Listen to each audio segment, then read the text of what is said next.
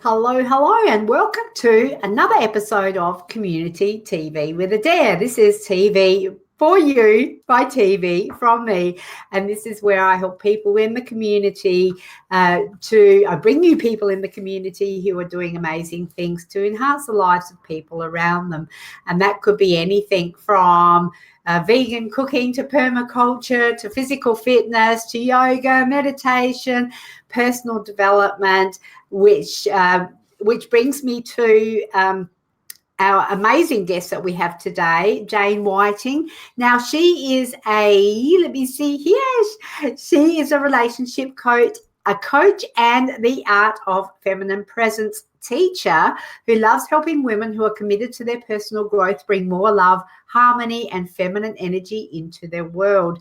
Jane's quest for growth includes being a senior student of the O&O Academy in India, which is a philosophy and wisdom school for spiritual awakening and transformation.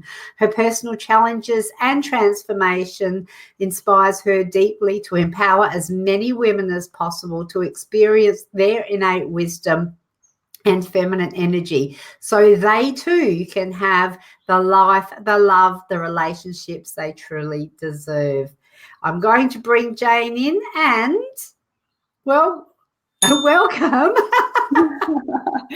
Hi, how are you, Jane? I'm good, thank you. Very good. Glad to be here.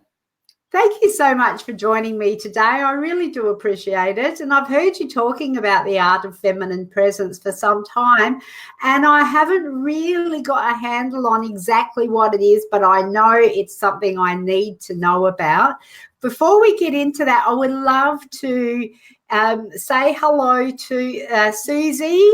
She is gorgeous. I love Aunt Susie. She's I'll say she's related, but she's actually my brother's wife's aunt, so she's family to us. So Susie, welcome, thank you for joining us.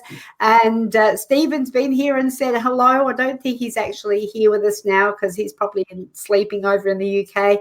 And also, if you would like to, if you know of anybody who would benefit from this information, please pass it along. And you can do that by several ways, and the biggest thing you can do is get people to somehow, whatever you do, to invite them to watch live, which would be great because they could ask live questions of Jane while she's live with us, or also if you're here for the replay, or if you're just sharing to groups or pages, welcome there as well. Michelle is here and Suzanne's here as well.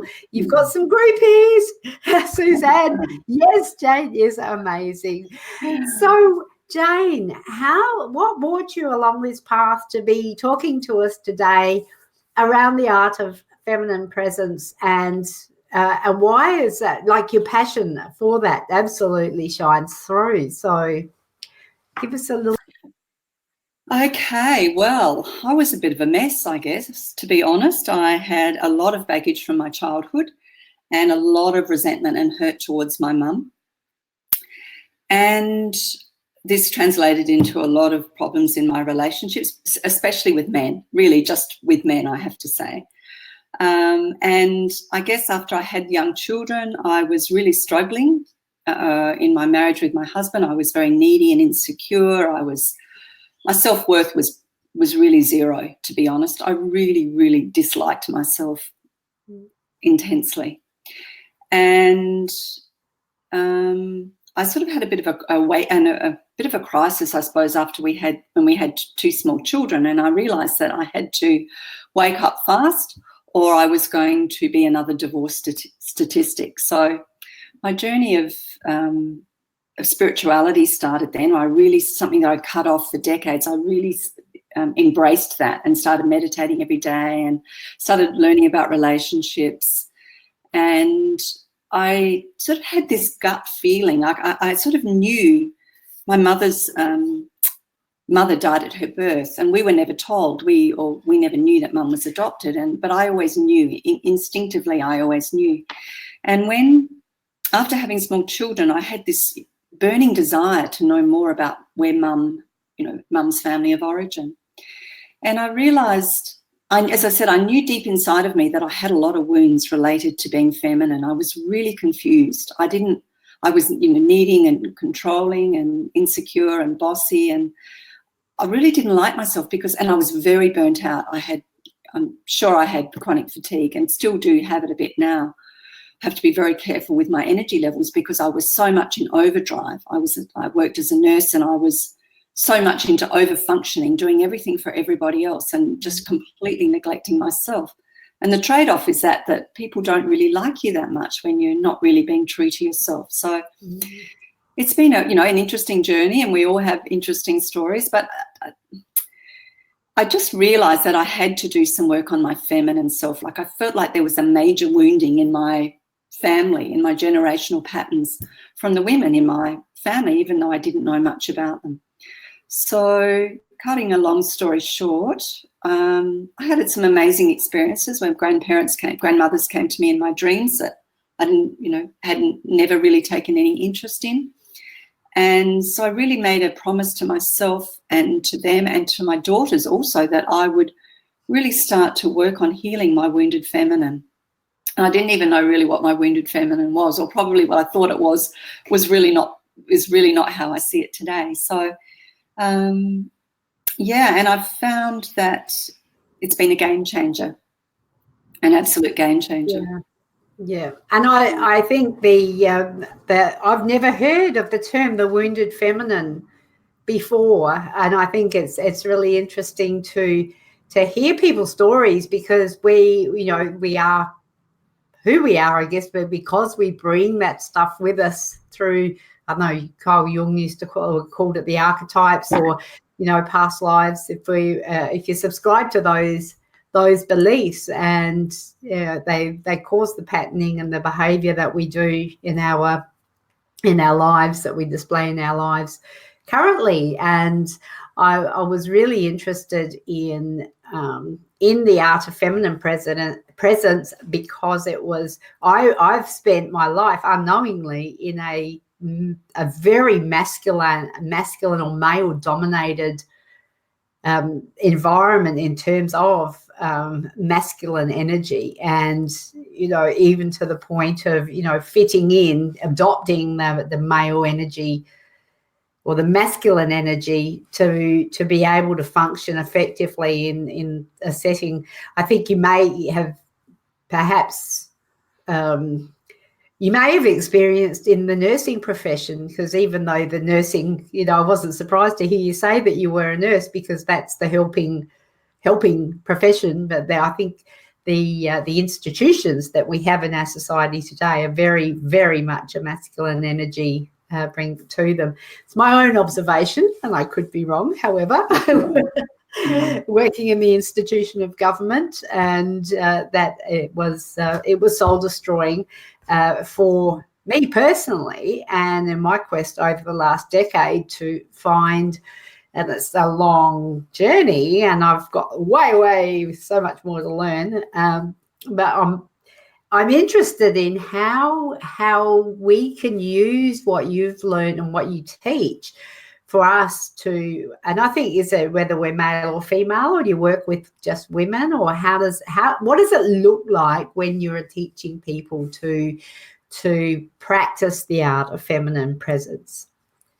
Okay. It's a long way of getting to that question. No, that was really good. So, the art of feminine presence, by the way, it's the work of Rachel Jane Groover. She's a Melbourne-born woman who lives in the United States, and this has an international following. It's just growing all the time. So it's a cutting-edge and holistic approach to women's leadership and personal growth and empowerment. So it's more than just concepts and understanding of the differences between men and women. It's about an embodiment of an essence, of a feminine energy essence that we hold in our bodies. And I think, most women are cut off. We are so confused in today's world because we think that in our quest for equality, we have cut ourselves off from our sensuality and our feelings and our softness. And we're paying a high price for that because it's causing a lot of burnout and a lot of we're lacking fulfillment. It's like we know something's missing in our lives. So the art of feminine presence is very much about practical exercises of holding the energy in our body. It's meditations, but it's also just an energetic presence, like we talk about the vertical core, which is an energetic presence in our body of, head space, heart space, womb space, and just being in that energetic presence as much as possible, because it is so energizing. And when we're in that place, we hold so much more power. We're more centered, we're more radiant, we're more magnetic, we're more in tune with our intuition, we have more wisdom.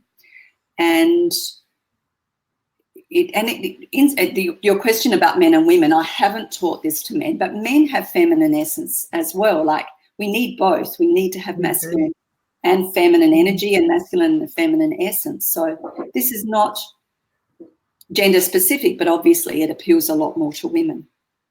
So, yeah. So you're saying about finding the vertical core of who you are and that essence, and being present in that space as much as you can. You touched on meditation. So what sort of practical applications or exercises would you do to be able to encourage people to get into that space? And I know I will. I'm just curious, because I've got friends who say, look, I can't meditate. I don't know how to meditate. I'm just, personally, I find it challenging as well. And that's, I think for me, it's about saying and I'm jumping the gun here because you may say meditation. It is about actually honouring yourself enough to be able to practice it. But I'd like to, maybe if you could share what your understanding and knowledge is, and how we can do that, how we can actually get ourselves into a space where we can tap into the practice. Yeah. Well, you don't need to meditate to do this work. I use meditation when I run my group programs, but in everyday practical reality, it's just about that energetic presence that we hold in our body, and which is largely awareness of our lower belly, awareness of, and our heart center, and to some degree our third eye. But the main thing is coming home to our lower bodies, because most women are completely cut off, and girls as well, from my nursing experience, we're severed from the waist down. We've lost connection with our true power, and this is our power center. This is recognized through, many of the cultures, the ancient wise cultures have recognized the power of what is called the hara or the dantian or the womb space, depending on where it originates. But we hold enormous power in our lower belly. And when we connect with that power, when we focus on that energy, just even by placing our hands there, it's grounding and it's centering. And we tend to be, we're getting out of our heads, getting out of the drama, and coming back to a place where we're able to respond from a place of centeredness and wisdom and intelligence. Yeah. And I guess if that's where our lives are going, it's out of control or overwhelming, or we get frustrated, we find ourselves frustrated and angry and wanting to control things, is it, stopping and actually just taking some time to do that? A lot of that's exactly right. It's just a matter of centering yourself, because a lot of the time, most people are up here in our heads, and we really we don't value the feminine essence at all. And let's face it, the world is in crisis. We are facing so many serious changes, environmental devastation and destruction on an unprecedented level, humanitarian crises of enormous magnitude, and there's a lot of gender confusion as well, because the feminine has been denigrated. And I'm not blaming anybody here. I'm not blaming men. I love men, love them more than ever, because I have so much respect for them now. We are very different. And so we need to recognize the fact that not embodying this feminine essence is firstly not being true to ourselves. it's exhausting us, causing a lot of burnout, and it's causing us a lot of problems, a lot of disconnection in our relationships, because a lot of the time we're approaching our relationships, including the men in our lives, from a more masculine persona, because that's what has been valued most in the world and also in the workplace. And we need, to have balance. When you think of it like scales, we need to have balance. We need to have a balance of the masculine and the feminine, so that those scales can be in balance and in harmony. Whereas at the moment, we're living in a world where the masculine, and not a healthy masculine a lot of the time, and that includes women as well, who are coming from their masculine energy.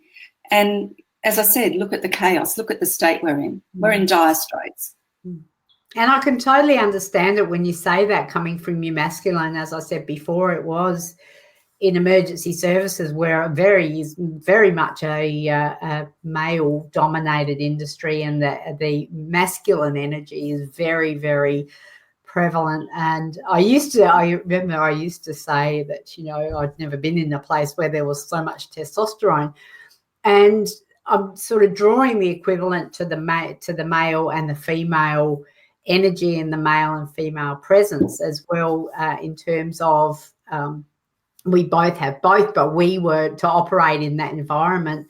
I had to display more of a male, a masculine energy.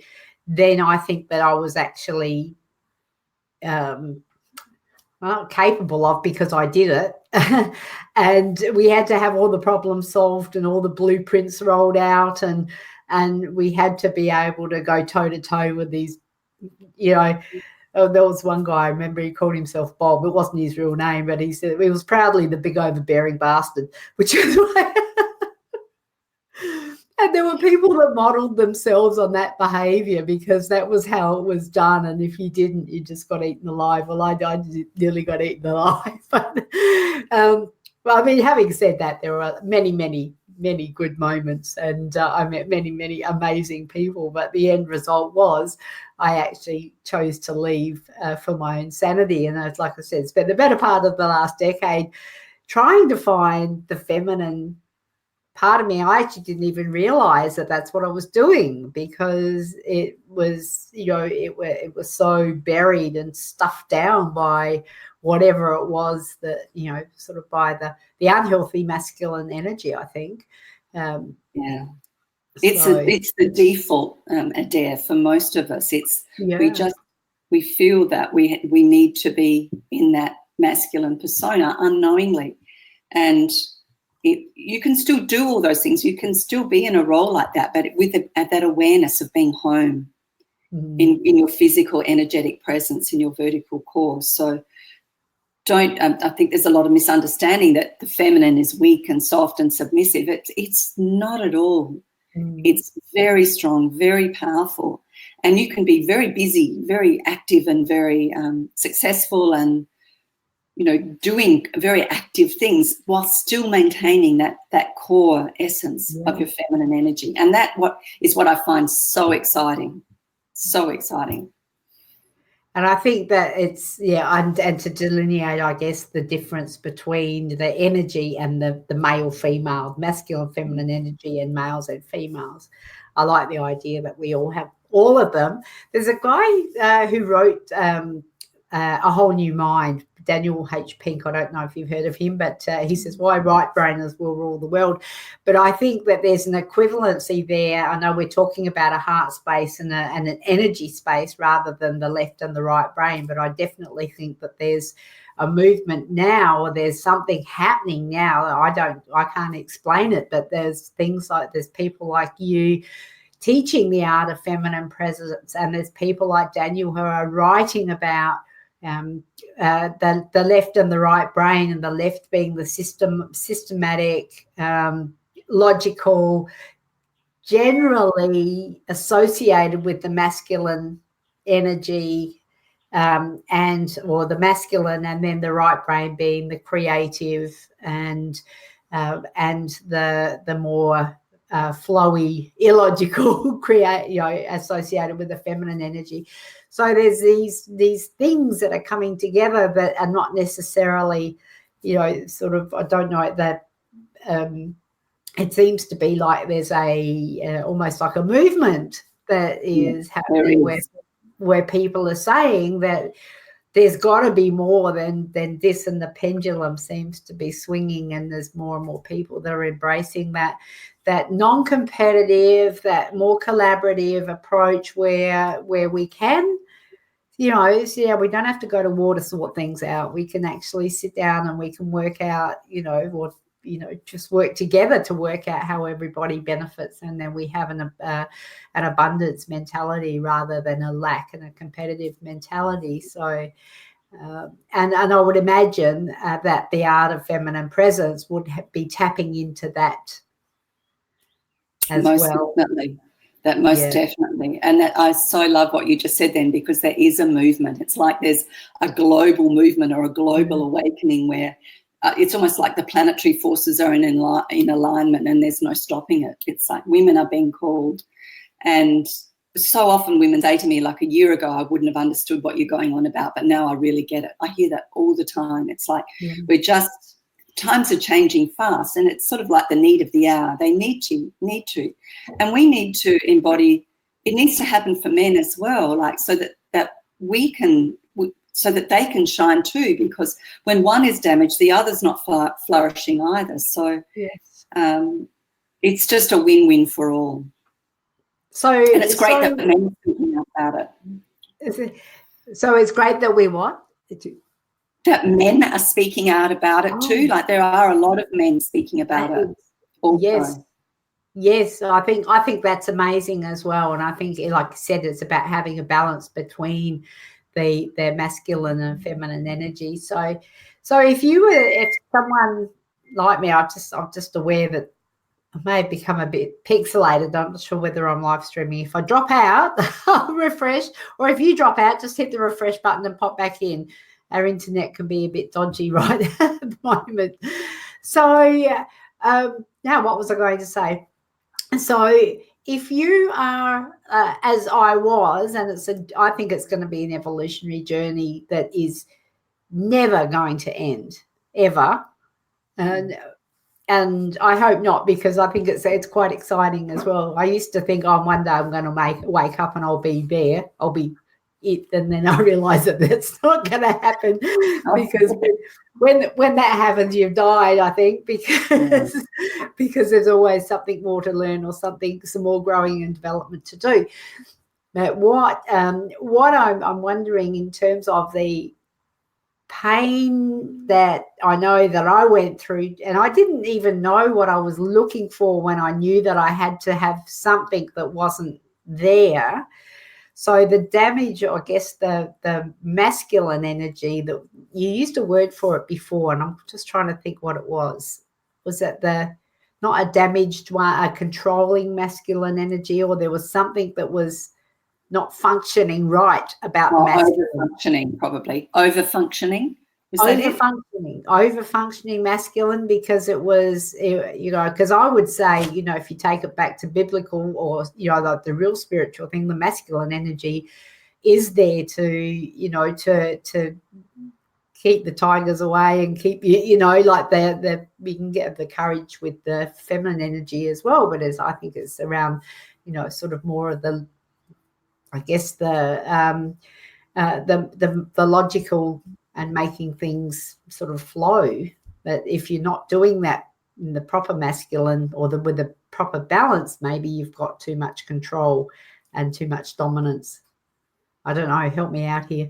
So the men are the hunters and women are the gatherers. That's what I'm thinking when you're saying this. So I'm not quite sure what I'm even trying to get at, and I'm not articulating it particularly well. But I guess if I'm thinking back from when I was in that very male and over-functioning male energy environment, and trying to find my way to a more balanced environment, I've probably gone the other way. But how do you find that? You're saying the art of feminine presence, which is really would need to be a balance between the masculine and feminine. So if you've got an over-functioning masculine energy, how do you temper it? So, well, the essence is the energy that you hold in your body. So if you have that body awareness of like the vertical core, that's like a primary teaching of the art of feminine presence, then you'll find what I've noticed is that women that are very masculine and very driven,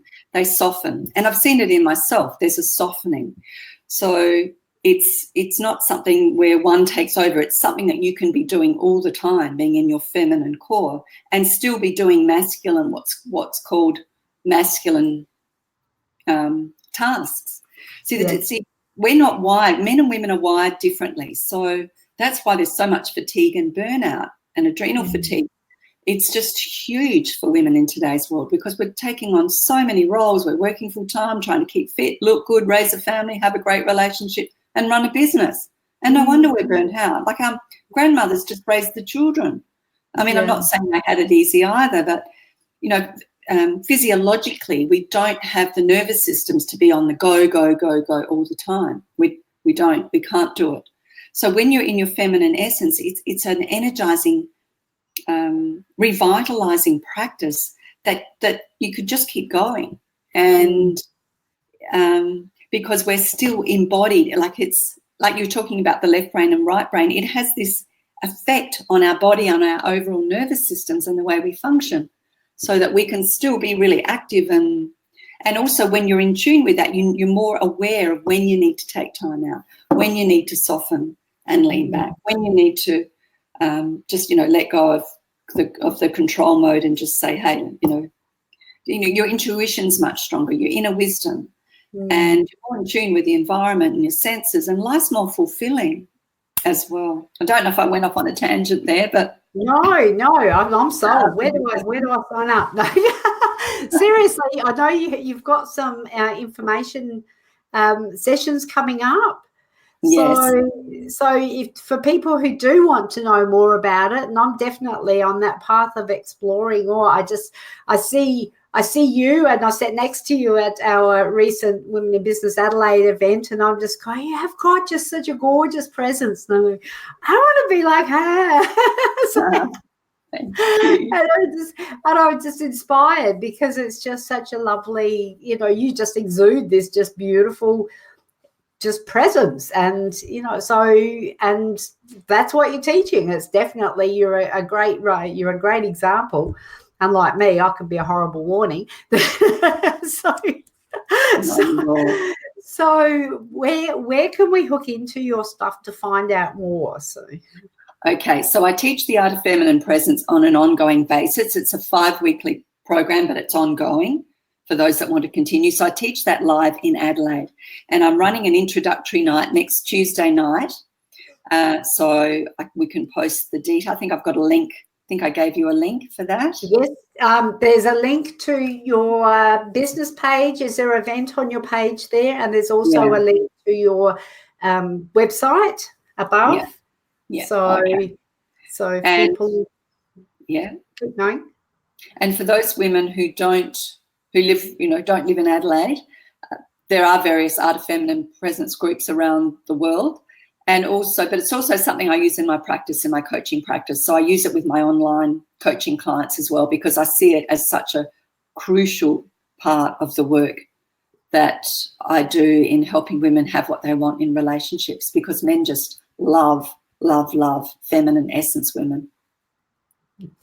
I think there should be many people, many women who would be interested in coming along. So it is Tuesday night. Whereabouts is it? At the Clarence Park Community Centre from 7 till 9. So that's the introductory. Yeah, it's a 2-hour introductory night, and then the 5-week course starts the following week if that speaks to them, if it's something that. Yeah. And how often? So every 5 weeks you have an introduction. Is that how? Well, it just depends. This is my 4th introduction, so it just depends on how many women I have in my groups. The groups are it's a women's circle that I run, and it's quite small, and it just depends how many women are continuing, how many are going overseas or whatever. So yeah. Okay, and it all happens at the Clarence Park Community Centre? Currently it does. Okay, beautiful. All right. Well, I think that's amazing. I'm actually heading off to Queensland tomorrow. I'm not back until mid-July, but I will see you online and I will be coming along to your next introduction session. So keep me posted for sure. And we have Ezekiel here is saying hello as well. So hello. And and when I queued you up before about the heart, I'm going to turn our names off. And I'm going to pop the heart on and I'm going to ask you to move. Oh, no, I've just pixelated. So let's hope my internet hooks in just about but to your left, just a little bit more to your left. Just a little bit more and a bit more. Keep going, keep going, keep going, keep going. That's it. Now look at the camera. No, go to your right. We do this every time. Okay. Now we smile for 5 seconds. And that's a final opportunity. Thank you so much, Jane, for joining me today. And at short notice, I really do appreciate it. And I'm really looking forward to learning more about the art of feminine presence. Don't go anywhere. I'll just drop you out and wind up the show. Thank you again. Thanks so much, Adaire. Thanks so much, everyone. Loved being here. Thank you. Jane Whiting from the Art of Feminine Presence and relationship coach. You can find more details and connect with Jane using the link above. There's 2 links there. There's one to her website and also one to her Facebook business page. You're welcome to join me again next Wednesday it's 2 p.m. Australian Central Standard Time. Today we are half an hour later because I popped out for lunch with Chooks SA and the Collab for Good bunch over at Hindmarsh, which was amazing as well. We talked about imposter syndrome. It's been an amazing day and it's going to be an amazing week, month, year, rest of our lives. Thank you for joining us. I'm Adaire Palmer. We'll see you next time. Bye for now.